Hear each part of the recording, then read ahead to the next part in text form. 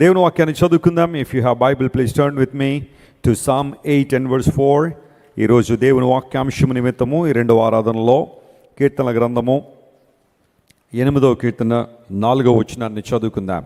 నీవు మనుష్యుని జ్ఞాపకము చేసుకొనుటకు వాడు ఏ పాటివాడు నీవు నరపుత్రుని దర్శించుటకు వాడు ఏ పాటివాడు.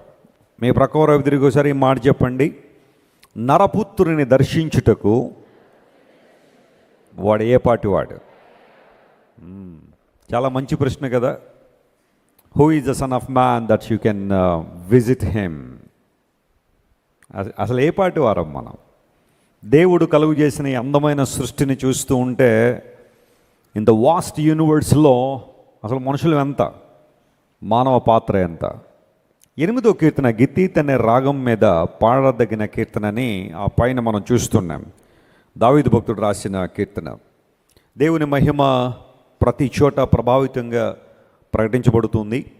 అయితే అన్నిటికన్నా ప్రాముఖ్యంగా నీవు మనుష్యుని దర్శించడానికి వాడే పాటివాడు, నరపుత్రుని దర్శించడానికి వాడే పాటివాడు అనే ప్రశ్న అక్కడ మనం చూస్తున్నాం. దర్శించుట, విజిటింగ్ అనే మాటను మనం పరిశీలన చేస్తున్నాం. మన ఇంటికి చాలామంది విజిట్ చేస్తూ ఉంటారు, లేదా మనం కొన్ని హౌసెస్ని విజిట్ చేస్తూ ఉంటాం. But how wonderful it is when God visited us. దేవుడు మనల్ని దర్శించాడు అంటే ఆ దర్శన కాలం ఎంత గొప్పదో ఆలోచన మనం చేయాలి. వాస్తవానికి ప్రియులరా, చాలామంది శాస్త్రవేత్తలు అద్భుతమైన పరిశీలన చేస్తూ ఉంటారు. మన భారతదేశం కూడా ఈ రోజున న్యూస్ పేపర్లో మన దేశం పేరు బాగా వినబడుతుంది. ఇస్రో వాళ్ళు గతించిన కొన్ని రోజుల్లో సాధించిన విషయాలు. చంద్రయాన్ 3 మూన్ యొక్క సౌత్ పోల్కి తీసుకెళ్ళడం ద్వారా ఒక 14 days అది అక్కడ అలా తిరిగి 100 మీటర్లు తిరిగిందట. అది ఒక సర్కిల్గా 100 meters తిరిగి అక్కడ ఏముంది, చంద్రుడి మీద ఏముంటాయి, అక్కడ ఏ మెటల్స్ ఉన్నాయి, ఏ ఎలిమెంట్స్ ఉన్నాయి, ఇవన్నీ కూడా ఎక్స్ప్లోర్ చేసి ఆ ఫొటోస్, వీడియోస్ అన్నీ కూడా అది పంపిస్తూ ఉంది. ఒక్క 14 days ఆ రోవర్ ఆ చంద్రుడి మీద తిరగడానికి సుమారుగా 700 కోట్ల రూపాయలు ఆ ప్రాజెక్ట్ కోసం కట్ చేశారు. ఇంకా రోవర్ 14 రోజులు పనిచేసిన తర్వాత ఇంక దాని పని ఇంకా లేదు అని నిన్నే శాస్త్రవేత్తలు కూడా చెప్పారు. ఆ 14 daysలో ఏం పంపించింది ఫొటోస్ అంటే చంద్రుడు ఎలా ఉంటాడు, లేదా ఆ చంద్రగ్రహం మీద ఎలాంటి పరిస్థితులు ఉన్నాయో తెలుసుకుందామనే ఒక ఆశ. దాన్ని మన దేశంలో మాత్రమే కాదు, ప్రపంచవ్యాప్తంగా అత్యుత్తమైన గొప్ప కార్యంగా పరిగణిస్తూ ఉంటే నాకు అనిపిస్తూ ఉంటుంది, భూమికి అతి దగ్గరలో ఉన్న ఒక చిన్న ఉపగ్రహం చంద్రుడు. ఒక చిన్న ఉపగ్రహం, దాని మీద ఒక 14 రోజులు పరిశీలన చేయడానికి అసలు ఏముందో అక్కడ తెలుసుకోవటమే అసలు మానవుడు సాధించిన గొప్ప విజయంగా మనం భావిస్తుంటే, no doubt that was a wonderful achievement. ISRO వాళ్ళు చాలా గొప్ప అచీవ్మెంటే సాధించారు. అయితే when we compare to the vast universe of God, ఈ సుందరమైన సువిశాలమైన విశ్వాన్ని సృష్టించిన దేవదేవునికి జ్ఞానం ఎంత ఉందో మీద ఒక 14 రోజులు చిన్న పరిశోధనకి ఎంత మురిసిపోతూ ఉంటే మనం, అసలు ఎంత గొప్ప విశ్వాన్ని దేవుడు కలుగజేశాడంటే ఆయన జ్ఞానం ఎంత గొప్పది.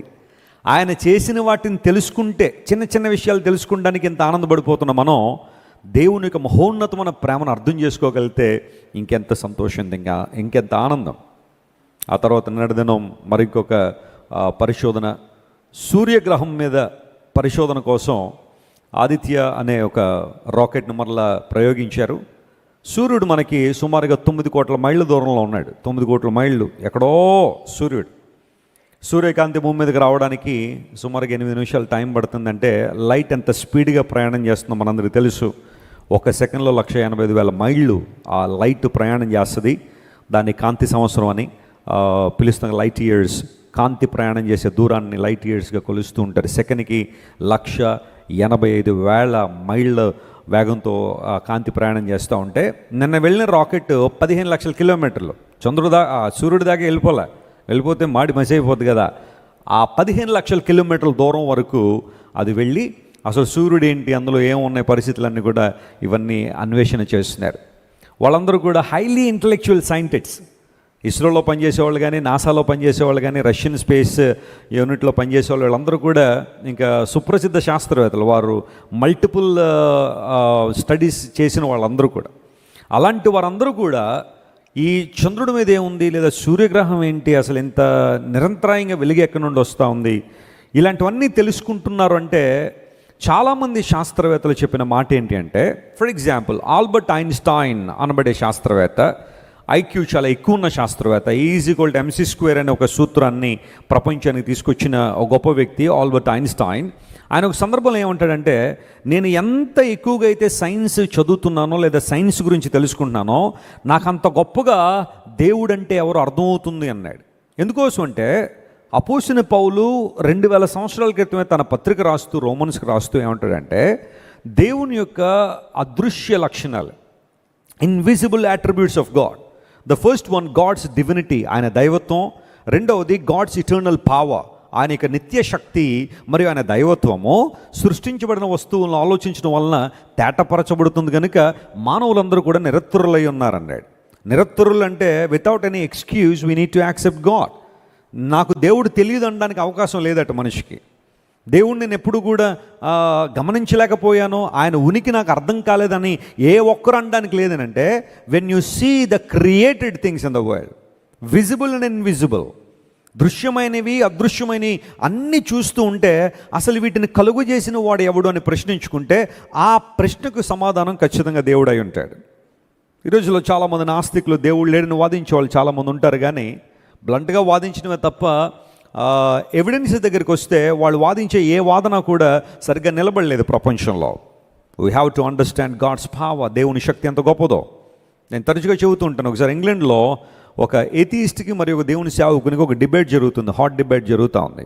దేవుని సేవకుడు దేవుని యొక్క ఎగ్జిస్టెన్స్ ప్రూవ్ చేయడానికి ప్రయత్నం చేస్తున్నాడు. ఆ ఎథియిస్ట్ ఏమో దేవుని సేవకుడు చెప్పిన ప్రతి మాటను డినై చేస్తున్నాడు. తనకున్న జ్ఞానాన్ని అంతా కూడా రంగరించి అది ఇది ఏదని చెప్పి దేవుని సేవకుడిని ఇబ్బంది పెట్టాలని ప్రయత్నం చేస్తూ ఉంటే, ఆ డిబేట్ అంతా అయిపోయిన తర్వాత దేవుని సేవకుడు అడిగాడు, మిస్టర్, నువ్వు ఇప్పటిదాకా చాలా విషయాలు మాట్లాడావు కదా, ఒకవేళ నేను ఇలా అడుగుతాను, దీనికి సమాధానం చెప్పు. దేవుడు ఉన్నాడు అని నువ్వు నమ్మాలంటే నీకేం కావాలి? నువ్వు ఏం చూస్తే దేవుడు ఉన్నాడని నమ్ముతావంటే ఏం అక్కర్లేదండి. ఇప్పుడు మన కళ్ళ ముందు మన మధ్యలో ఉన్న ఈ కుర్చీ అలా గాల్లోకి లేచి అలా గాల్లో కాసేపు అలా తిరిగితే చాలు, నేను దేవుడు ఉన్నాడని నమ్మేస్తాను అన్నాడు.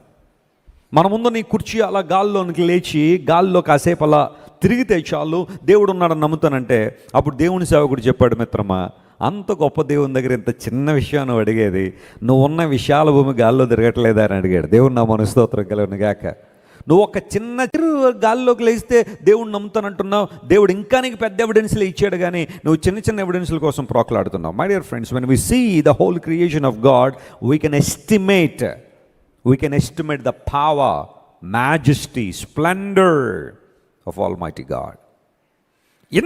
ఎవరు నువ్వు దర్శిస్తున్నావు, ఎవరు నీవు దృష్టిస్తున్నావంటే ప్రభు ఇచ్చే సమాధానం, ఇంత సుశాల విషయం నా ద్వారా కలుగు చేయబడినప్పటికీ కూడా నా రూపులో నా పోలుగులో చేయబడిన మనిషి అంటే నాకు చాలా ఇష్టం అంటాడు ఆయన. స్తోత్రం చెప్పండి, హల్లెలూయా. కారణం ఏంటో తెలుసా? దేవుడు ఇక్కడ ఉన్న ప్రతి ఒక్కరి మీద ఒక ప్రత్యేకమైన ప్రణాళిక కలిగి ఉన్నాడు ఆయన. కొన్నిసార్లు మనలో కూడా చాలా అనుమానాలు వస్తూ ఉంటాయి, ఇంత గొప్ప ప్రపంచంలో నేను అసలు దేవునికి కనబడతానా, ఆయనకి నేను ఏమన్నా కనబడతానా, ఆయన నన్ను ఏమన్నా దృష్టిస్తాడా, హౌ ఇన్సిగ్నిఫికెంట్ ఐ యామ్, నేను అసలు అర్హత యోగ్యత లేని నన్ను దేవుడు ఏమైనా దృష్టిస్తాడా అని చాలాసార్లు చాలామందికి ప్రశ్న వస్తూ ఉంటే, the Bible says yes, you are in the vigilance of God.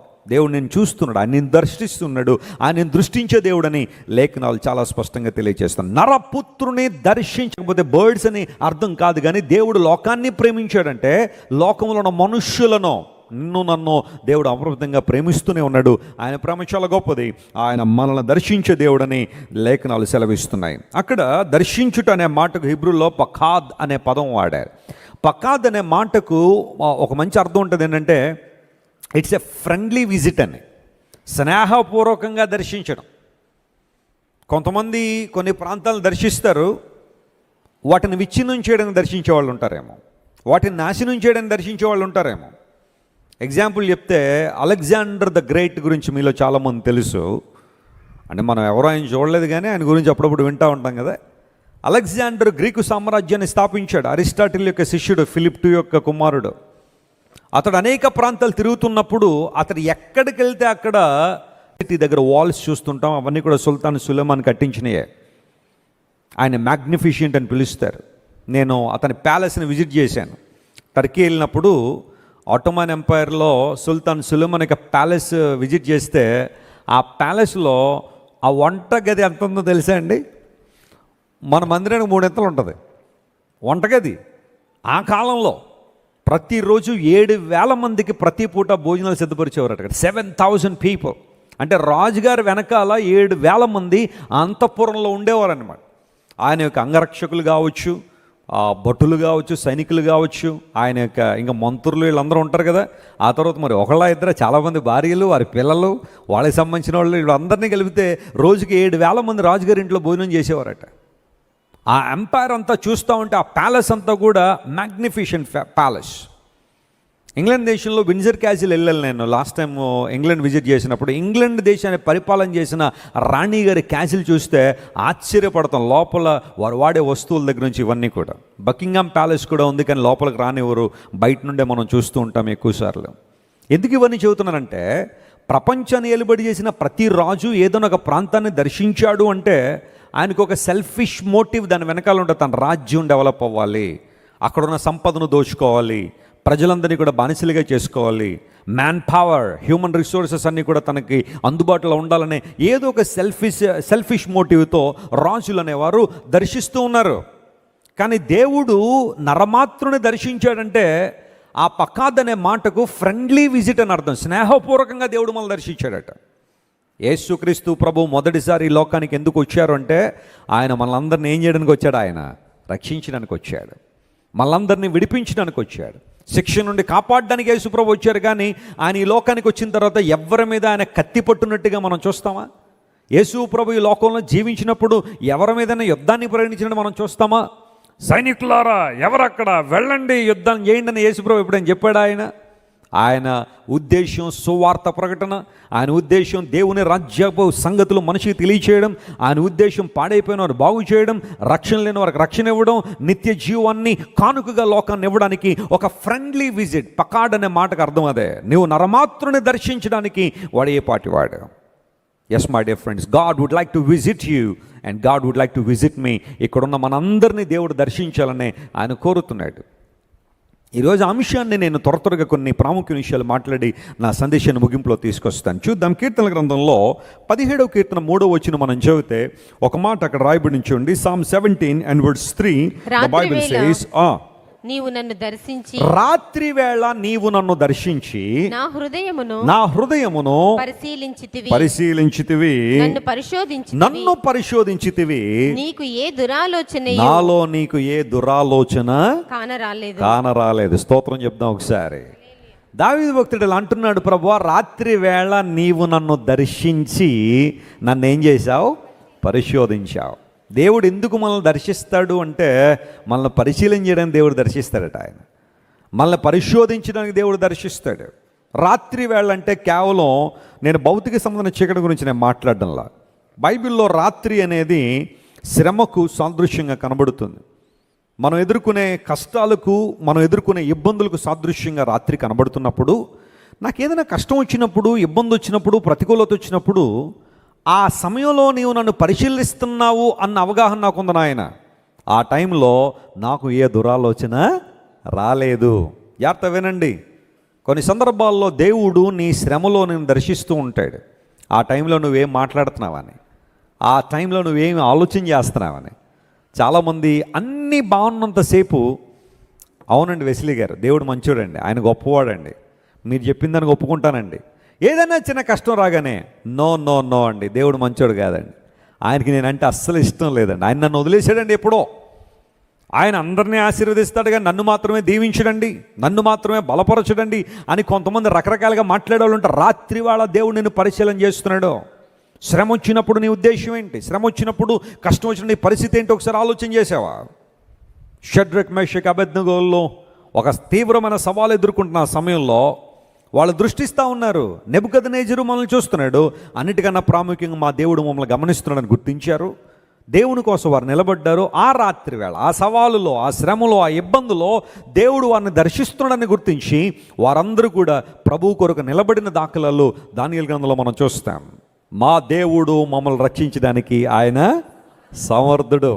ఇది ఎప్పుడు చెప్పారు ఈ మాట? కష్టం వచ్చినప్పుడా, లేకపోతే సుఖం ఉన్నప్పుడా? కష్టంలోనే. రాత్రి వేళ నువ్వు మాట్లాడే మాటలేంటి? సవాళ్ళు ఎదుర్కొంటాము నీ నోటి నుండి వస్తున్న మాటలేంటి? నీ ఆలోచనలు ఎలా ఉన్నాయి? ఒకవేళ బయటికి ఎవరికి చెప్పలేకపోయినా, are you feeling something inside? నీ లోపల నువ్వు మదన పడిపోతున్నావా? ఎందుకండి నాకు ఈ కష్టం? Why this suffering to me? Why I have to face this hardship? నా ఒక్కడికి ఈ శ్రమ ఎందుకు? నా ఒక్కడికి అనారోగ్యం ఎందుకు? నా ఒక్కడికే ఎవరికి రాని రోగం ఎందుకు? డాక్టర్లు చెప్తున్నారు 1,00,000 మందిలో ఒకరికి వస్తుందండి, అది మీకు వచ్చిందనగానే ఆ ప్రశ్న మనలో తొలిచివేస్తూ ఉంటుంది. కానీ ఆ పర్టికులర్ టైంలో దావీదు భక్తుడు అన్నాడు, ప్రభువా రాత్రి వేళ నువ్వు నన్ను పరిశీలన చేస్తున్నప్పుడు, నన్ను దర్శించినప్పుడు నాలో నీకు ఏ దురాలోచన కనబడలేదు. ఆధ్యాత్మికమైన పరిపక్వత అంటే అదే. అన్నీ బాగున్నప్పుడు అందరం చాలా చక్కగానే మాట్లాడతాం, కానీ ఏదైనా సవాలు వచ్చినప్పుడు మనం మాట్లాడే మాటలు ఎలా ఉన్నాయి? మన ప్రతికూలతలు వచ్చినప్పుడు మన స్థితి ఎలా ఉంది? డిఎల్ మూడీ అనే దేవుని సేవకుడు షికాగో నగరంలో సేవ చేస్తున్న కాలంలో షికాగో ఫైర్, భయంకరమైన అగ్ని షికాగో నగరాన్ని కాల్చివేసింది. కొన్నిసార్లు కొన్ని రకాలైన అగ్ని కీలలు ప్రాంతాలు తుడిచిపెట్టేస్తుంటాయి. షికాగో నగరం కూడా అలాంటి మంటల్లో కాలిపోయింది. సేవకుడు ఎక్కడో మీటింగ్కి వెళ్ళి వచ్చేసరికి అంతా పోగొట్టేసుకున్న పరిస్థితి. అప్పటికి అందరూ తమ కోల్పోయిన వాటిని బట్టి ఏడుస్తున్నారు, గుండెలు బాదుకుని. దైవజనుడు వచ్చాడు, కాలిపోయిన తన ఎస్టేట్ లేకపోతే తనకున్న ఇంటిని సమస్తాన్ని చూశాడు. ఏమాత్రం కృంగిపోలేదు. అతనికి స్పందన వేరుగా ఉంది, అతని రెస్పాన్స్ వేరుగా ఉంది. ఎవరో వీళ్ళు అడిగారు, మూడీ గారు బాధ లేదా మీకు? కళ్ళ ముందు అన్నీ బూడిదైపోయినాయి, మీకున్నవన్నీ కోల్పోయారు కదా, బాధ లేదా అని అడిగితే డిఎల్ మూడీ అనే దేవుని సేవకుడు ఇలా చెప్పాడు, నా సాక్ష్యం నా దగ్గర ఉన్నంతకాలం, పరిశుద్ధ గ్రంథం నా చేతిలో ఉన్నంతకాలం ఈ లోకంలో నేను ఏది కోల్పోయినట్టు కాదు. నేను ఎప్పుడు ధనవంతుణ్ణే, ఎప్పుడు భాగ్యవంతుణ్ణే. What a wonderful statement it is. దేవుని లేఖనాలు నా హృదయంలో నా చేతిలో ఉన్నంతకాలం, నా సాక్షి నా దగ్గర ఉన్నంతకాలం ఈ లోకంలో నేను ఏది పోగొట్టుకోలేదు. ఈరోజు కంటికి కనబడుతున్నవి ఈరోజు ఉండొచ్చు, రేపు పోవచ్చు. త్రాసు మీద ధూళి లాంటివి ఇవన్నీ కూడా నా దేవుడు ఇవ్వాలనుకుంటే మళ్ళీ ఇస్తాడు నాకు. ఆయన కోసం నేను నిలబడుతున్నానని నిలబడ్డ డిఎల్ మూడీ గారు. ఈరోజు ఎవరైనా షికాగో నగరం వెళ్తే ఒకసారి మూడీ గారి ఆ ఎస్టేటు, ఆ ఇన్స్టిట్యూటు, ఆ చర్చ్ అన్ని చూసిరండి. Mind blowing. Right in the middle of that Chicago నగరంలో నడిబొడ్డున ఆయన ప్రాపర్టీ కొన్ని వేల లక్షల కోట్లు ఉంటుంది ఇప్పుడు. అంటే నేను మెటీరియల్ బ్లెస్సింగ్ గురించి నేను మాట్లాడటం లేదు, కానీ అక్కడ జరుగుతున్న ఆరాధనలు కావచ్చు, అక్కడున్న ఇన్స్టిట్యూట్ ద్వారా ప్రపంచంలో అనేక మంది చాలా చక్కని చదువును పొందుకుంటా ఉన్నారు. ఎందుకు మాట చెబుతున్నానంటే, ఒకవేళ ఈరోజు నీ స్థితి రాత్రి వేళ ఉన్నట్టుగా ఉందేమో, ఆ టైంలో నువ్వు చేయాల్సిందేంటో తెలుసా? ప్రభువా ఈ సమయంలో నేను ఏం నేర్చుకోవడానికి సహాయం చేయి.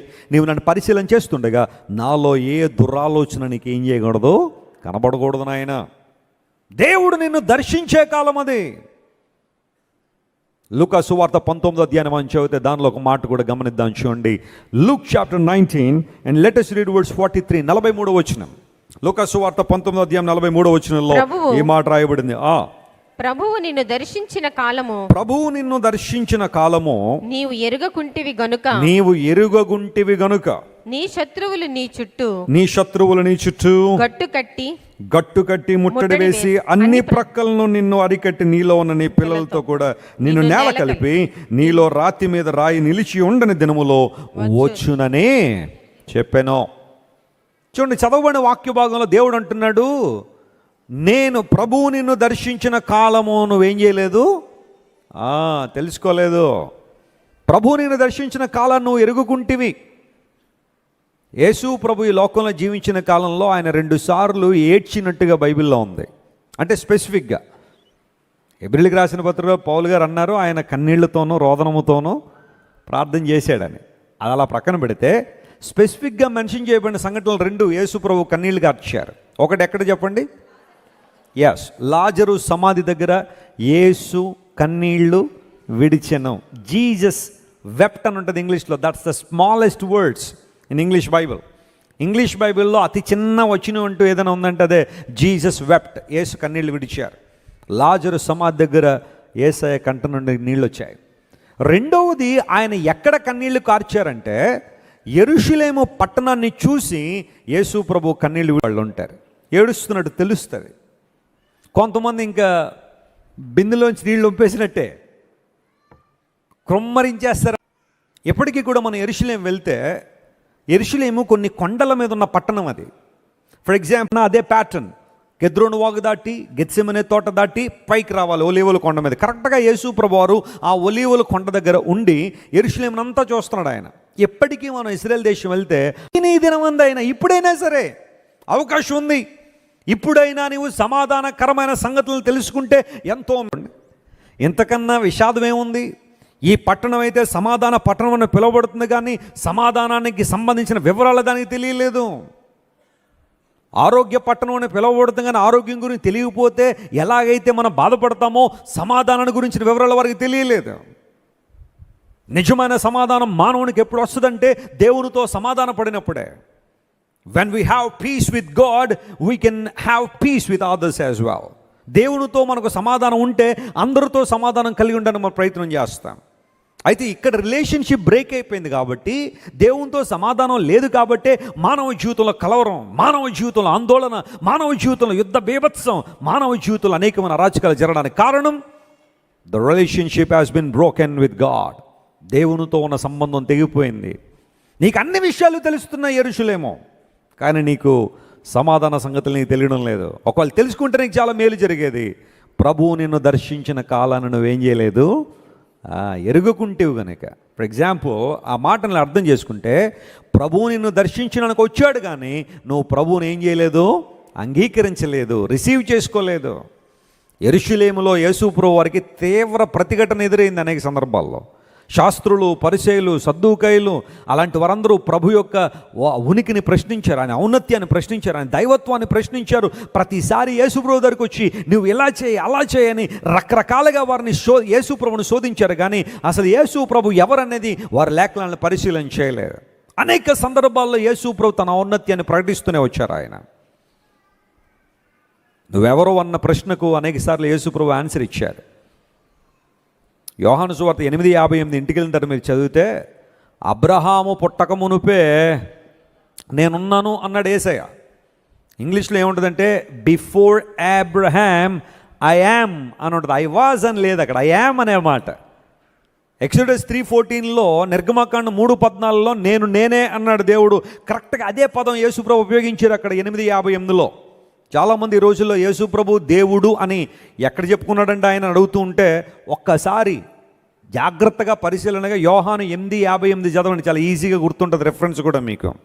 అందులో ప్రభు అన్నారు, అబ్రహాము పుట్టక మునిపే నేను ఉన్నాను అన్నాడు. అప్పుడు వాళ్ళందరూ నీకు కనీసం 50 సంవత్సరాలు కూడా లేవే, 50 సంవత్సరాలు కూడా లేవు నువ్వు అని యేసుక్రీస్తు ప్రభుని హేళన చేయడం ప్రారంభించారు. ఆయన రాళ్లతో కొట్టాలని ప్రయత్నం చేశారు వాళ్ళు. కారణం ఏంటంటే Jesus claimed his eternal existence. ఆయన నిత్యత్వాన్ని, ఆయన శాశ్వతమైన జీవాన్ని యేసు ప్రభు ఉదహరించారు అక్కడ. తన్ను తాను ప్రత్యక్షపరుచుకున్నాడు తానెవరో. కానీ ఆనాటి ప్రజలందరూ యేసు ప్రభువును తృణీకరించారు. ప్రియులారా జాగ్రత్త వినండి, ప్రభువు నిన్ను దర్శించిన కాలం నీకు తెలుస్తుందా? ఆయన నిన్ను సంధిస్తున్న కాలాన్ని నువ్వు గుర్తించావా? ఎన్నోసార్లు లేఖనాల నుంచి దేవుడు నీతో మాట్లాడాడు, దేవుని మాటకు లోబడ్డావా? సేవకుల ద్వారా అనేక సార్లు దేవుడు నీతో మాట్లాడుతున్న నీ జీవితం ఆయనకి ఇవ్వాలని నిజంగా నీ జీవితం ఆయనకు అప్పగించావా? నీ పాపం నిమిత్తం నువ్వు పశ్చాత్తాప పడాలి, దేవుని కనికరం నీ మీదకి రావాలంటే అని అనేక సార్లు దేవుడు నీతో మాట్లాడినా ఆయన దర్శించిన కాలాన్ని నువ్వు గుర్తించావా? నీ అతిక్రమములు దేవుని సన్నిధిలో ఒప్పుకోవాల్సిన సమయం ఇదే రక్షణ దినం, ఇదే అనుకూల సమయం అని దేవుడు ఎన్నోసార్లు నీతో మాట్లాడితే ఆయన దర్శించిన కాలాన్ని గుర్తించావా? యెరూషలేము వాసులు గుర్తించలేదట, ఏడ్చాడు. అందుకనే యేసయ్య వారి నిమిత్తం దుఃఖపడ్డాడు. ఆయన ఈ సమాధాన సంగతులను స్వీకరించుంటే చాలా మేలు జరిగి ఉండేది నీకు. అయితే నువ్వు ప్రభువు దర్శించిన కాలాన్ని గుర్తుపట్టలేదు. కానీ దావీదు అన్నాడు, రాత్రి వాళ్ళ దేవుడు నన్ను దర్శించి నన్ను పరిశీలన చేసినప్పుడు నా హృదయంలో ఏ దురాలోచన కనబడలేదు. తను తాను సిద్ధపరుచుకున్నాడు, తను తాను పరీక్షించుకున్నాడు, తను తాను దేవుని సమర్పించుకున్నాడు. ఈరోజు నువ్వు దేవుడిని దర్శిస్తుంటే నీ జీవితాన్ని ప్రభువుకు అప్పగించావా? రేపల్లె, తెనాలి అనే ప్రాంతాలు మనందరికీ తెలుసు. విజయవాడ దాటిన తర్వాత, గుంటూరు దాటిన తర్వాత ఆ ప్రాంతాలు ఆ ప్రాంతాల్లో ఒక వ్యక్తి గేదెల వ్యాపారం చేస్తుండేవాడు. భార్య ప్రభువుని తెలుసుకుంది, పిల్లలు కూడా ప్రభువుని తెలుసుకున్నారు, కానీ కుటుంబ యజమాని తెలుసుకోలేదు.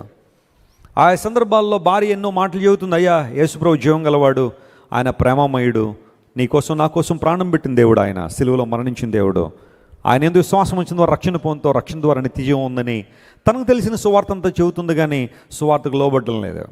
ఒక రోజున భర్త చేతులు పట్టుకుని బతిమాలింది. అయ్యా, 3 రోజులు సభలు జరుగుతున్నాయి, దయచేసి నువ్వు నాతో పాటు రావాలి. వ్యాపారం అంటావా, ఎవరికోళ్ళకి అప్పచెప్తాయి 3 రోజులు, వ్యాపారం మనకు అంత ముఖ్యం కాదు, నీ ఆధ్యాత్మిక శ్రేయస్సు నాకు చాలా ముఖ్యం, let us go to the meetings అంటే భర్త ఏమన్నా తెలుసా, వచ్చే సంవత్సరం వస్తానులే, నువ్వు వెళ్ళు, ఇంక చాలా ఇంకెక్కువ మాట్లాడకని భార్యను ఇబ్బంది పెట్టాడు. భార్య పిల్లల్ని తీసుకుని మీటింగ్ వచ్చింది, అలా కూర్చుంది. కూర్చోగానే ఎవరో వచ్చి చెప్పారు, అమ్మా నీ భర్త చావు బతుకుల్లో ఉన్నాడని. అవును, కాదండి, నన్ను కాదు, మీరు ఎవరికో చెప్పబోయి నాకు చెప్తున్నారు ఈ మాట. ఎందుకంటే కొద్దిసేపటి క్రితం నా భర్త నన్ను నా పిల్లల్ని బస్సు ఎక్కిచ్చాడు మా ఊరిలో మీటింగ్లకు వెళ్ళమని. ఇప్పటికే చావు బతుకుల్లోకి ఎలా వెళ్తాడు నా భర్త? I can't believe it. ఎవరికో చెప్పాల్సిన వర్తమానం నాకు తీసుకొచ్చారేమో. లేదమ్మా, సారీ, అలాంటి వాళ్ళం కాదు మేము. నీ భర్తే హాస్పిటల్లో చావు బతుకుల మీద ఉన్నాడు. పిల్లల్ని తీసుకుని మరలా బయలుదేరి వచ్చింది.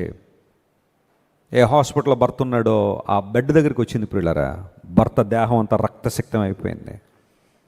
జరిగింది ఏంటి అంటే, భార్యని పిల్లల్ని మీటింగ్ కోసం బస్సు ఎక్కించిన తర్వాత ఆ గేదెల్ని సంతలో అమ్మేసి కొత్త గేదెలు కొనుక్కుందామని చెప్పి రోడ్డు మీద తీసుకెళ్తుంటే ఈ లోపల ఒక లారీ ఆ మార్గంలో వెళ్తూ అదుపు తప్పి ఈ గేదెల మీద పడిపోయాను. చాలా గేదెలు ఆ క్రింద పడి చచ్చిపోయాయి. ఈ వ్యక్తి కూడా ఆ లారీ టైర్ల కింద పడిపోయాడు, నలిగిపోయాడు. ఎవరో మీలాంటి వాళ్ళు తీసుకొచ్చి హాస్పిటల్లో పడేశారు. He was in a last stage, చివరి క్షణాల్లో ఉన్నాడు. భార్య వచ్చింది, ఈ దృశ్యాన్ని చూసింది, తట్టుకోలేకపోతుంది. ఎందుకంటే భర్త చచ్చిపోతాడని తెలిసి ఆమెకి దగ్గరికి వచ్చింది, 2 చేతులు జోడించి ఒకటే మాట, ఏమండి నా గురించి కానీ పిల్లల గురించి కానీ ఒక్క మాట కూడా మీరు మాట్లాడద్దు. Please don't waste your strength. మీ బలాన్ని వాటి కోసం వినియోగించకండి. మీరు చేయాల్సిందల్లా ఒక్కటే, యేసు ప్రభువా, ఘోర పాపిని నన్ను క్షమించండి అని ఒక్క చిన్న ప్రార్థన చేయండి. వెళ్ళిపోతాను నేను, పిల్లలు ఎలా బతుకుతామో మీరు మా గురించి ఆలోచించక్కర్లా, ఏదో ఒక పని చేసుకుని నేను బ్రతుకుతాను. Don't think about us, think about yourself. నీ గురించి నువ్వు ఆలోచించే ఈ క్షణంలో. విషాదం ఏంటో తెలుసా ప్రియులరా, ఆమె అలా బ్రతిమాలతోనే ఉంది. ఆ వ్యక్తి అలా రెప్పలు వాల్ చేసి అక్కడికక్కడే చనిపోయాడు. వచ్చే సంవత్సరం వస్తాను, నువ్వు వెళ్ళు, మీటింగ్లో దేవుని వాక్యం వింటాను, నా జీవితాన్ని ప్రభువుకు అప్పగిస్తానన్న వాళ్ళలో ఆ రోజు గడవలా. చాలాసార్లు ఎన్నో వాయిదాలు వేస్తున్నాను దేవుని దగ్గర రావడానికి. మారు మనసు పొంది జీవితాన్ని అప్పగించి నిన్ను సరి చేసుకోవడానికి ఎన్నో అవకాశాలు దేవుడు నీకు ఇచ్చాడు. కానీ నువ్వు ప్రభు వైపు తిరగట్లేదు. చాలామంది స్త్రీలు ఎప్పటికీ స్టిఫ్ నెక్డ్గా, మెడ వంచనే తనం. దేవుడు ఎన్నోసార్లు మాట్లాడాడు నీతో, అమ్మ అది కాదు నీ జీవితం, నీ అహంభావం వలన, నీ గర్వం వలన నీ కుటుంబం పాడైపోతుంది, నీ పిల్లలు దారి తెప్పిపోతున్నారు, సరి చేసుకో అని దేవుడు అంటున్నా నువ్వు సరి చేసుకోవట్లేదు. కుటుంబ యజమాని నీ జీవితం సరిచేయబడాలి, దేవుని వైపు నువ్వు తిరగాలి, నీ బిడ్డల భవిష్యత్తు బాగుండాలంటే నువ్వు దేవుని కోసం నేను సమర్పించుకోవాలని అనేకసార్లు దేవుడు నీతో మాట్లాడుతున్నాడు. కానీ ప్రతిసారి ఇది నా కోసం కాదని తప్పించుకుని వెళ్ళిపోతున్నావు. దేవుడు నేను దర్శించిన కాలాన్ని గుర్తించావా? నేను బ్రతిమాలుతున్నాడు ఆయన. ఎప్పటికైనా తిరిగి వచ్చా నా దగ్గరికి. ఇంకెంతకాలం కొట్టబడతావు? ఇంకెంతకాలం నడినెత్తిన వ్యాధి కలిగి ఉంటావు? ఇంకెంతకాలం బలహీనుడు అయిపోతావు? ఇంకెంతకాలం దేవుని చిత్తానికి వ్యతిరేకంగా జీవిస్తావు? ఇంకెంతకాలం సాతాను చేతిలో కీలుబొమ్మగా ఉంటావు? రా అని దేవుడు పిలుస్తుంటే దర్శించిన కాలం నువ్వు నిర్లక్ష్య పెట్టేస్తున్నావా? అందుకని ఏడ్చాడు ఆయన. యెరూషలేము పట్టణం చూసి ఆడడంలో ఉద్దేశం ఉండదు. వాళ్ళకి ఇవ్వబడిన అవకాశాలు ఏం చేసుకోలేదు, వాళ్ళు సద్వినియోగం చేసుకోలేదు. అందువలన దేవుడు ఆ పట్టణం మీద తన చిత్తాన్ని బయలుపరచాల్సి వచ్చింది. There will be one day, ఒకరోజు రాబోతుంది, నీ పట్టణాన్ని కూలదోసి రాతి మీద రాయి లేకుండా చేసి రకరకాల కార్యక్రమాలు చేసే రోజు ఒక రోజు రాబోతుంది. జీసస్ ప్రెడిక్టెడ్ అబౌట్ AD 70లో టైటస్ అనబడే వ్యక్తి యెరూషలేమును ముట్టడి వేశాడు. ఎంత భయంకరంగా ముట్టడి వేశాడంటే, యెరూషలేములో ఆ రోజుల్లో కాలువల్లోనట మోకాళ్ళ లోతు రక్తం బారిందంట. అంత భయంకరంగా ఆ రోమన్లు ఇశ్రాయేలు ప్రజల్ని ఇబ్బంది పెట్టడం ప్రారంభించారు. Jesus predicted it. కొన్ని సంవత్సరాలకు పూర్వమే యేసు ప్రభు ఈ విషయాన్ని చెప్పేశారు. ఆయన ఇలా జరగబోతుంది, నువ్వు సమాధానకర్త అయిన దేవుని తృణీకరించావు కాబట్టి you have given a scope and an opportunity for the enemy to attack.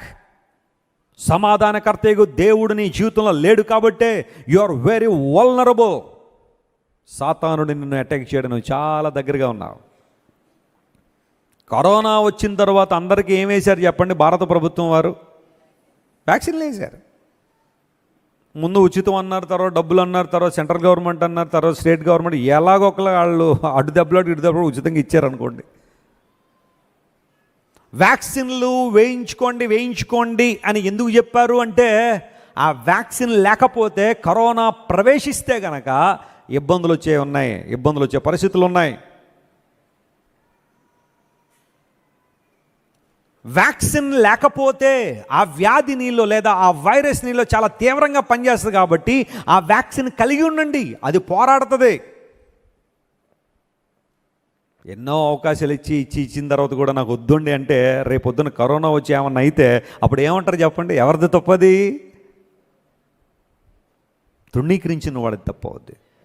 దేవుడు నీతో మాట్లాడి వాని వైపు తిరగాలని దేవుడు నీతో మాట్లాడుతున్నావు, తిరగకపోతే శత్రువుని మీద దాడి చేసినప్పుడు ఆ బాధ్యత నీదే.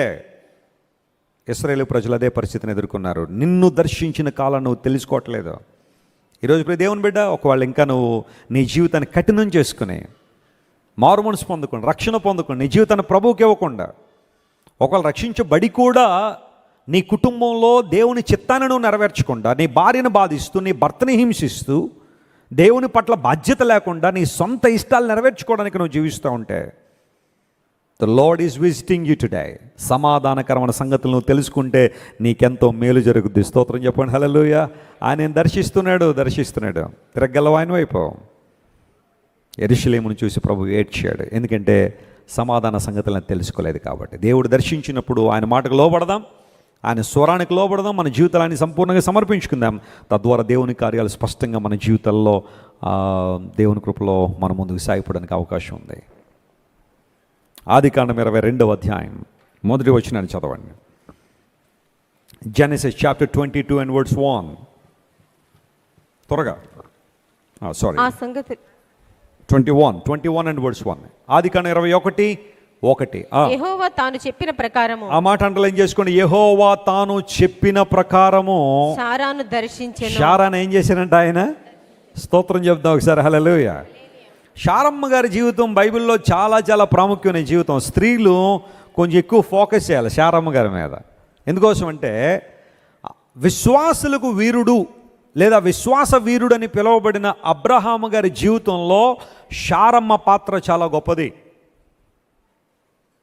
దేవుడు అబ్రహాముకు చెప్పినప్పుడు కల్దీ దేశంలో బయటికి రమ్మన్నప్పుడు అబ్రహాం బయలుదేరుతుంటే శారమ్మ గారి సపోర్ట్ లేకపోతే అబ్రహాం ఒక అడుగైనా కదులుండేవాడా? ఖచ్చితంగా కాదు. అబ్రహాం అన్నాడు, దేవుడు కనబడ్డాడు నాకు, నీ దేశాన్ని విడిచి, నీ బంధువులని విడిచి, నీ తండ్రింటిని విడిచి చూపించి దేశానికి రమ్మన్నప్పుడు మీరే శారమ్మ గారి స్థానంలో ఉన్నారనుకోండి, ఎన్ని ప్రశ్నలు వేసి ఉండేవారు మీరు? ఎన్ని ప్రశ్నలు వేసి ఉండేవారు? ఫర్ ఎగ్జాంపుల్, ఈ మీటింగ్ అయిపోయిన తర్వాత మీ భర్త గారు మీ దగ్గరికి వచ్చి, ఇదిగో అమ్మాయి, ప్రభువు బయలుదేరమన్నాడు అన్నాడు అనుకోండి, మీరేమంటారు? ఎక్కడికి? అక్కడ ఏసీ ఉంటుందా? అక్కడ రిఫ్రిజిరేటర్ ఉంటుందా? అక్కడ మాట్లాడుకోవడం నలుగురు సిస్టర్స్ ఉంటారా? మరి మనకి ఎక్కువ అవి కావాలి కదా, ముసలి ముచ్చట్లో నేబర్స్ ఉంటారా? అక్కడ టమాటా ధర ఎంత ఉంటుంది? 200, 100 లేకపోతే 150?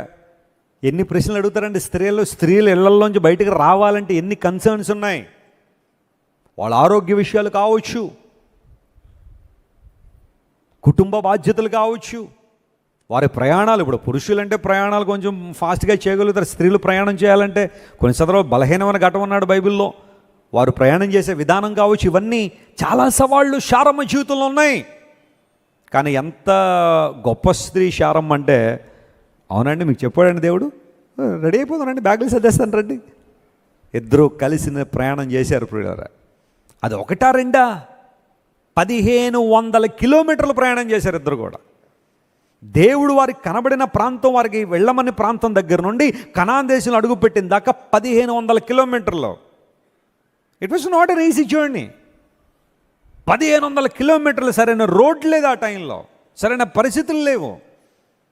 కానీ ఆ సిచ్యువేషన్లో అబ్రహాముతో కలిసి శారమ్మ కూడా ప్రయాణం చేసింది కాబట్టే శారాను దేవుడు బహుగా దీవించాడు. స్తోత్రం చెప్పండి, హల్లెలూయా. అలా అని చెప్పి శారమ్మ జీవితంలో చిన్న చిన్న పరిస్థితులు లేవా అంటే ఉన్నాయి. కొన్ని సందర్భాల్లో ఆమె తన స్వభావాన్ని బయటపెడుతూనే ఉంది. కానీ ఆఖరికి దేవుడు శారమ్మను అడుగున కాపాడుతూ ఆమెలో ఒక గొప్ప ట్రాన్స్ఫర్మేషన్. శారయి అనే మాటకు, ఎందుకంటే ఆమెకు ముందు పేరు ఏంటి చెప్పండి? శారయి. శారయి అనే మాటకు అర్థం ఏంటి? జగడగొండి అని అర్థం, జగడగొండి. కానీ దేవుడు శారయిని ఎలా మార్చాడు? శారాగా మార్చా. ఆ చివరిలో ఆ ఈ తీసేశాడు. నాకు అనిపిస్తుంది ఆ ఈ ఏంటి అని. ఏమి కాదు, ఇగో. ఏంటది? ఆ చివరన ఈ తీసేశాడు దేవుడు. అంటే ఆ ఇగో తీసేశాడు. ఈరోజు స్త్రీలకు కొంతమంది ఎంత ఇగో ఉంటుంది తెలుసా? అందరూ ఇలా ఉంటారు. అట్లా కొంతమంది మంచి స్త్రీలు ఉన్నారు, వారిని బట్టి దేవునికి మహిమ. కానీ కొంతమంది ఉన్నారు బాగా ఇగో అనమాట. నా భర్త చెప్తే నేను చేయడం ఏంటి, అంతే, నేను చేయనంతే. ఒక ఏరియాలో అలాగ ఉండదట. ఆమె భర్త ఏం చెప్తే దానికి ఆపోజిట్లో ఉండదట. ఎవరైనా ఇంటికి వచ్చి అదిగో ఎవరో కొంచెం ధర్మం కోసం వచ్చారు, కొంచెం ఏదైనా ఇవ్వంటే ఇవ్వను అనేది. ఎందుకు ఇవ్వాలా? నువ్వు చెప్తే అసలు ఇవ్వను అనేది. అప్పుడు నేను అర్థం చేసుకున్నాను, నా భార్య నేను చెప్పినట్టు చేయాలంటే ఏం చేయాలంటే, అప్పుడు నుండి ఇంకో ప్లాన్ వేసాడు. ఎవరైనా రాగానే ఇదిగో అడుక్కునే వాళ్ళు వచ్చారు, నువ్వు ఇవ్వద్దు అనేవాడట. నువ్వు ఇవ్వద్దండి మానేస్తాను నేను అని చెప్పి వెళ్ళి ఇచ్చేస్తూ ఉండేదట. ఈయనకి అర్థమైంది నా భార్యకి రివర్స్లో వచ్చేస్తే మొత్తం అన్ని పనులు అయిపోతున్నాయని. కొంతమంది అలా ఉంటారు, ఈగో అనమాట. భర్త మాట నేను వినడం ఏంటి? 10 లక్షలు పెట్టి కొనుక్కున్నా. ఎంత? 10 లక్షలు. ఎందుకయ్యా నాయన డబ్బులు తీసుకోవడం, లోకువైపోవడం? మీరు కట్నాలు వద్దు అంటే పెళ్ళిసరికి నాకంటే పెద్ద ఏమి లేదు, మా పేరెంట్స్ అని ఒప్పుకోవట్లేదండి. రేపొద్దున జీవించేది నువ్వా, నీ పేరెంట్స్ అని భార్యతో. ఇగోలు ఈరోజు చాలామంది స్త్రీలకు ఇగోలు. భర్త ఏదైనా ఒక మాట అంటే పట్ల అలా అని చెప్పి అనమన్నా ఉద్దేశం కాదు. ఏదైనా ఒక చిన్న మాట ఏదైనా అనగానే కొంతమంది ఇంకా అయిపోయింది అంతే, ఇంక నీకు నాకు ఇంకా సంబంధం లేదు. శారయిలో దేవుడు ఆ చివరి ఈ తీసి పడేశాడు. ఇగో పోయింది ఇంకా. ఇప్పుడు శార అనే మాటకు అర్థం ఏంటి చెప్పండి? నేను చెప్తున్నా స్త్రీలారా, మీరు ఇగోలు తగ్గించుకుంటే రాజకుమార్తెలు అయిపోతారు. స్తోత్రం చెప్పండి, హల్లెలూయా. పురుషులు కూడా అంతే. ఇప్పుడు వాళ్ళకి లేదని చెప్పి మనకు ఉండాలని కాదు. ఇగో వ్యర్థమైన ఇగోలు ఎందుకండి అనవసరంగా వాళ్ళని వీళ్ళని మేపడం తప్ప. భార్యాభర్తలు ఈ రోజున కొంతమంది ఉంటారండి, అందరి మాట వింటారు కానీ భార్య మాట విండు. ఆయన అందరి మాట వింటాడు, తన జీవితాన్ని పాడు చేసే వాళ్ళు అందరి మాటలు తనకి ఇష్టమే. కానీ భార్య ఏదని అంటే మాత్రం నోర్మే నువ్వు చెప్తావు, నువ్వు 10వ తరగతి 10 సార్లు చదువు, నేను 7వ తరగతి 7 సార్లు చదువు అంటే నువ్వు నదవాడతావు, నువ్వు అసలు మాట్లాడడానికి లేదని భార్య అసలు మాట్లాడినేవాడు. పోనీ ఈయనకేమన్నా తెలిసి అంటే తెలీదు, వెళ్ళి గోతులో పడుతుంటావు ప్రతిసారి. ఎందుకంటే త్రాగి ఆరోగ్యాన్ని పాడు చేసుకుంటారంటే నువ్వు పెట్టే బాధలు మర్చిపోవడానికి తాగుతున్నారంటాడు. లేరండి ఇలాంటి వాళ్ళు? ప్రతి మంచి విషయంలో నీ భార్య ఏదైనా చెబితే ఆ మాట ఏం చేయాలా? వినాలా, మాట్లాడుకోవాలి. ప్రతి మంచి విషయంలో నీ భర్త చెప్పే ప్రతి మాటను ఏం చేయాలా? వినాలి. స్త్రీలు వినాలి. లేనిపోని ఇగోలుకు పోయి లాయర్లను పోషించకండి అనవసరంగా. విడాకుల కోసం తిరుగుతూ ఎంతమందిని పోషిస్తున్నారో ఈ రోజుల్లో. ఆ కాంప్రమైజ్ అయితే ఇంట్లో పడుంటే ఎంత చక్కగా ఉండే కుటుంబాలు ఈ రోజున. బిడ్డల భవిష్యత్తులు ఎంత చక్కగా ఉండేవి. శారయే ఆ ఈ తీసేశాడు దేవుడు. శారా రాజకుమార్తె, ఆమెలో ఉన్న మార్పు చాలా గొప్పది. మమ్రే దగ్గర గుడారంలో ఉన్నప్పుడు మధ్యాహ్నం వేళ, ఎండవేళ అబ్రహాము గుడారపు ద్వారాన కూర్చున్నాడట. యెహోవా అతనికి కనబడ్డాడు, ప్రభు అతన్ని దర్శించాడు. మమ్రే అనే మాటకు దర్శనము అని అర్థం. స్తోత్రం చెప్పండి, హల్లెలూయా. మమ్రే అనే మాటకు అర్థం ఏంటి? దర్శనం అని. అంటే ఈయన దర్శనము అనే ప్రాంతంలో ఉన్నాడు కాబట్టి దేవుని దర్శనం లభించింది. హల్లెలూయా. తన యొక్క ఎక్స్పెక్టేషన్ దేవుడు రీచ్ అయ్యాడు. నువ్వు ఏదైతే ఆశిస్తున్నావో, ఏం జరగాలని కోరుతున్నావో, దేవుడిని అలా దర్శించాలని ఆశపడుతున్నావో, నీ ఆశను బట్టి దేవుడు వ్యవహరించేవాడు. ఆయన మమ్రే అనే ప్రాంతంలో కూర్చున్నాడు. ప్రభువా, విజిట్ మీ లార్డ్, నన్ను దర్శించు ప్రభువా, నాకు ఎన్నున్నా నాకు ఉపయోగం ఏంటయ్యా నీవు నన్ను దర్శించకపోతే. అబ్రహాము దేవుని దర్శనం కోసం కూర్చున్నాడు మమ్రేలో. జరిగిన విషయం ఏంటో తెలుసా? ప్రభు అతను కనబడ్డాడు, వాగ్దానం చేశాడు, మీదికి ఈ సంవత్సరం మరలా వస్తాను, శారై ఒక బిడ్డకు జన్మనిస్తా, కుమారునిగా అంటది. ఆ సందర్భం అయిన తర్వాత 21వ అధ్యాయం మొదటి వచనం చదివితే, దేవుడు తాను చెప్పిన ప్రకారం శారను ఏం చేశాడు? ఒకసారి గట్టిగా చప్పళ్ళు కొట్టి ఏసనా మనం మహింపడదాం. దేవుని నామం మహింపరచబడను గాక. తాను చెప్పిన ప్రకారం. హల్లెలూయా. మాట తప్పే దేవుడు కాదా ఆయన. అవునా అబ్రహామా, పోయినసారి నీకు వాగ్దానం ఇచ్చాను, అయ్యో మర్చిపోయినాయా అని దేవుడు అనేవాడు కాదట. వాగ్దానం చేసిన దేవుడు నెరవేర్చడానికి ఆయన సమర్థుడు. ఆ సమయాన్ని మనమన్నా మర్చిపోతామేమో కానీ మన దేవుడు మర్చిపోడు. ఆయన believe in God's timing my dear sister, believe in God's timing my dear brother. నా ప్రియ సహోదరి సహోదరులారా, దేవుని సమయాన్ని గుర్తిద్దాం. ఆయన దర్శించిన కాలాన్ని దేవుడు చెప్పాడు. చెప్పినట్టుగానే శారమును దేవుడు దర్శించాడు. ఇకేమి బిడ్డలు పుట్టరు, గొడ్రాలు దాదాపుగా 90 సంవత్సరాలు వచ్చేసినాయి అని అనేక మంది శారాను చూసి హేళన చేసి ఉండొచ్చు. కానీ దేవుడు మురత తుల్యమైపోయిన తన గర్భాన్ని దేవుడు తెరిచి, శారమ్మ 90 సంవత్సరాల టైంలో ఆమె బిడ్డను కన్నది అంటే దేవుని బలం ఎంత గొప్పదో, ఆయన ఉన్నతమైన అనుభవాలు ఎంత గొప్పవో.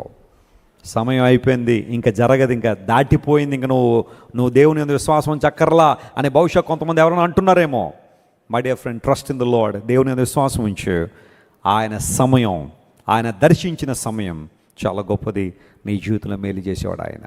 చాలాసార్లు మీకు చెబుతున్నాను, మన సంఘంలో చాలామంది ప్రాముఖ్యంగా బిడ్డలు లేని వారు ప్రార్థన చేయించుకుని వస్తూ ఉంటారు. చాలామంది ప్రార్థన చేస్తున్నాం, వీలైతే ఇక్కడ చేస్తున్నాం, లేదంటే వెనకాల ఆరాధన కనుక స్టార్ట్ అయిపోతే కొంతమంది కలిసి ప్రార్థన చేస్తుంటాం. బ్లెస్సీ గారు, నేను, బయట ఏమో ఆత్మీయ తల్లి గారు, నాన్నగారు ఉంటే నాన్నగారు, అందరం ప్రార్థన చేస్తున్నాం. ఎన్ని సాక్ష్యాలు! పెళ్ళై 10, 12, 15, 20 సంవత్సరాల తర్వాత కూడా దేవుడు జ్ఞాపకం చేసుకున్న బిడ్డలను ఇచ్చాడు. అసాధ్యం ఏది లేదు. కృంగిపోతున్నావా? ఆలస్యం అయిపోయిందని వెస్లీ గారు, ఇంకా లేదులేండి, ఇంక నిరీక్షణ లేదు, ఇంకా అయిపోయిందని వదిలేసుకున్నామండి, ఆశ వదిలేసుకున్నామని అనుకున్నావేమో. నువ్వు వదిలేసేవేమో కానీ నీ దేవుడు మాత్రం వదలడు దాన్ని. హల్లెలూయా. ఆయన చేస్తానే ఉంటాడు నీ జీవితంలో మేలు. శారమ్మను దేవుడు హెచ్చించాడు. శార వాగ్దాన పుత్రుడికి తల్లి అయింది. ఇస్సాకును చాలా చక్కగా, ఇస్సాకు ఎంత మంచోడంటే వాళ్ళమ్మను చాలా చక్కగా చూసుకున్నాడు ఆయన కదండి. ఇస్సాకు జీవితంలో ఇస్సాకు తన తల్లిదండ్రులను బాధ పెట్టినట్టుగా ఎక్కడ మనం చూడం. ఒక పర్ఫెక్ట్ యంగ్ పర్సన్కి ఉండాల్సిన ప్రతి విధమైన మంచి లక్షణాలు ఇస్సాకులో కనబడతాయి. శారమ్మ ఇస్సాకును పెంచిన విధానం కూడా చాలా గొప్పదే. ఒక రోజున దేవుడు అబ్రహాము కనబడి, అబ్రహామా నీకు ఒక్కగానొక కుమారుని తీసుకొచ్చి మోరియా పర్వతం మీద నాకు దహన బలి ఇచ్చి అన్నప్పుడు శారమ్మ అనుమతి లేకుండా అబ్రహాం ఒక అడుగైన ఇంట్లో నుంచి బయటకు వేసి ఉండేవాడా? No my friends. అబ్రహాం చెప్పుంటాడు, అమ్మా ఓ ప్రభువు అంటున్నాడు, ఓ పని చేయమంటున్నాడు, చేసేయండి. అదేంటంటే మరి మన కుమారుని దహనం చెప్పాడా? నా కొడుకే దొరికాడా?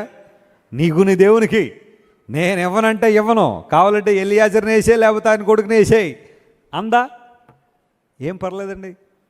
90 ఏళ్ల ప్రాయంలో నా గర్భాన్ని తెరిచిన నా దేవుడు. అబ్రహాము శారా విశ్వాసం ఒకటే.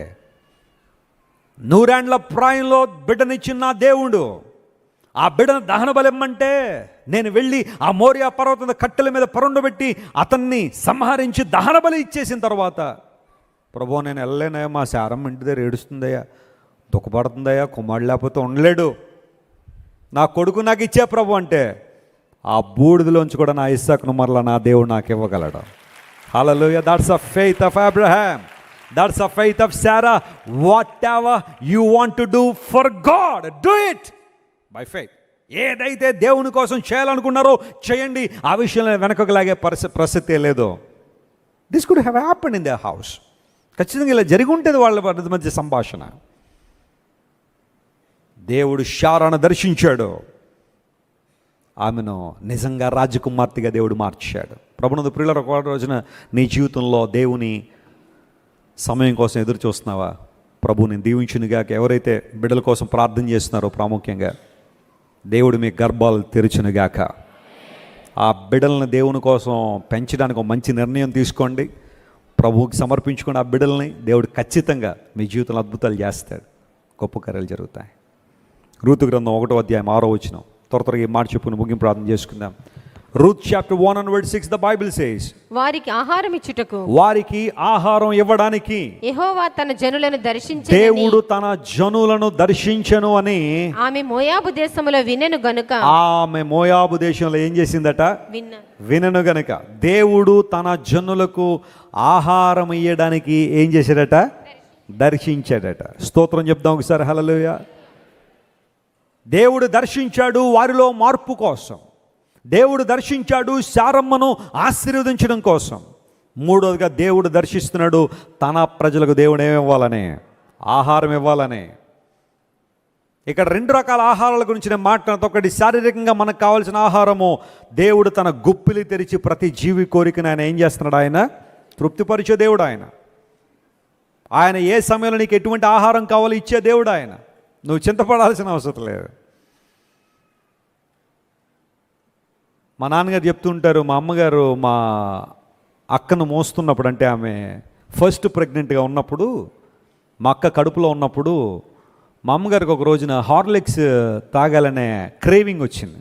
యూజువల్గా ప్రెగ్నెంట్ లేడీస్ క్రేవింగ్స్ ఉంటాయి కొంతమంది కదా.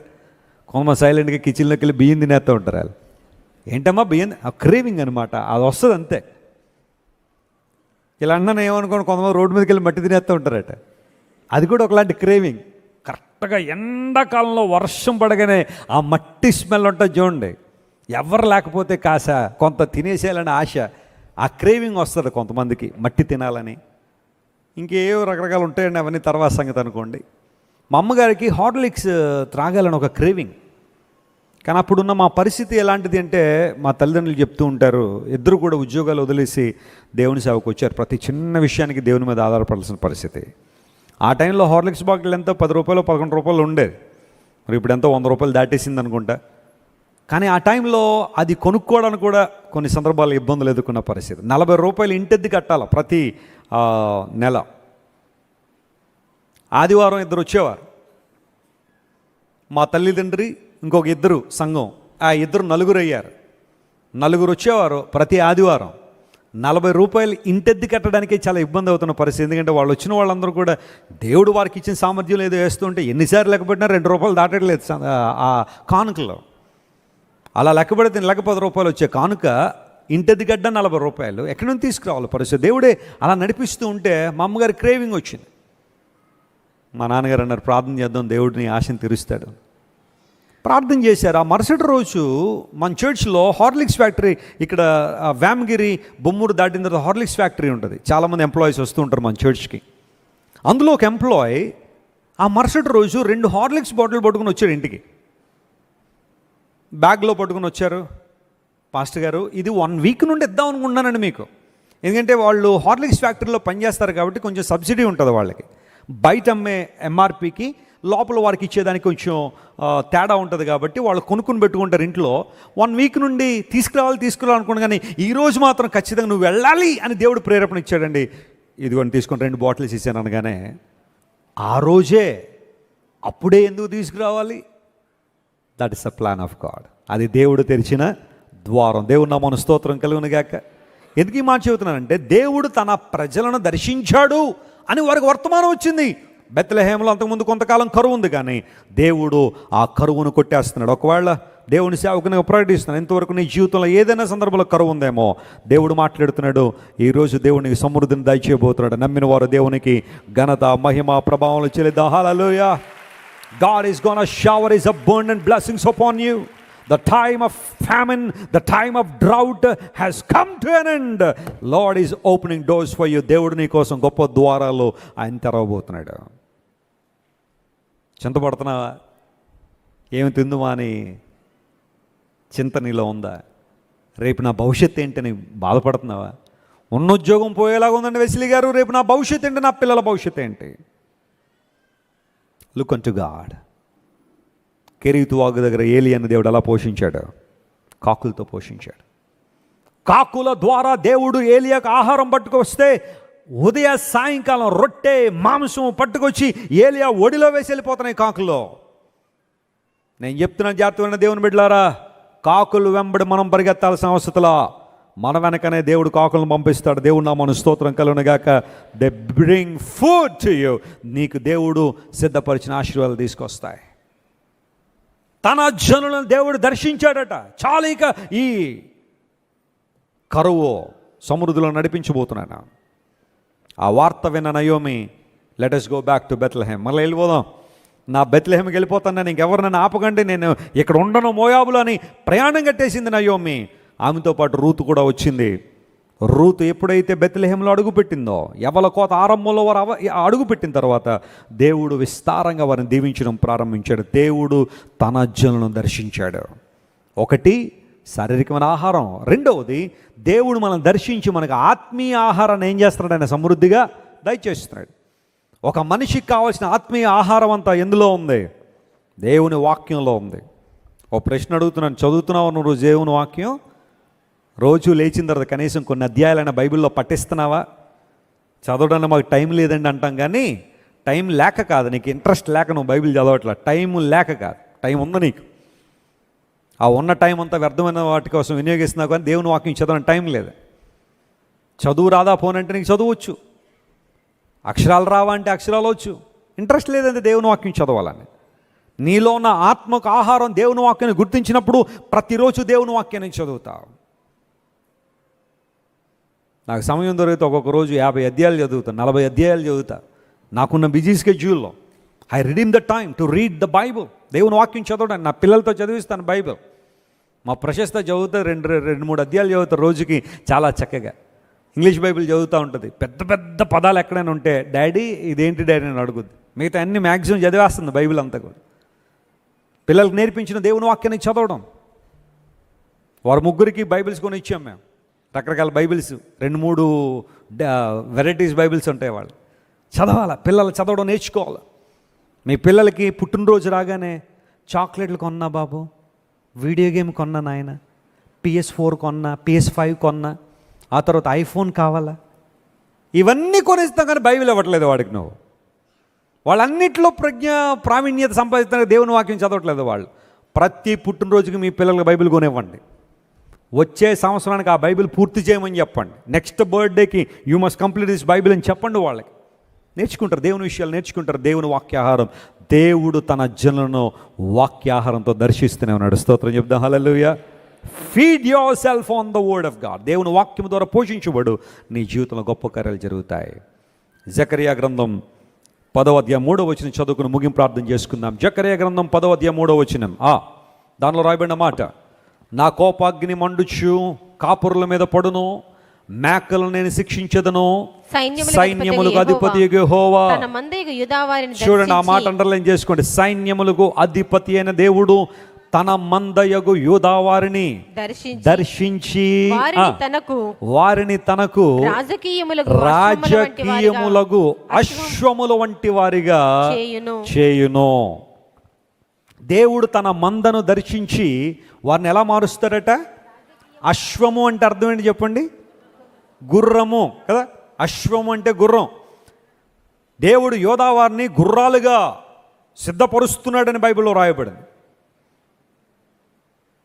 ఇంగ్లీష్లో చాలా బాగుంటుంది. He makes them as godly horse in the battle, in the warfare. యుద్ధ రంగంలో పరిగెత్తడానికి వీలుగా నా జనులను అశ్వములుగా మారుస్తున్నానన్నాడు. Praise the lord, hallelujah.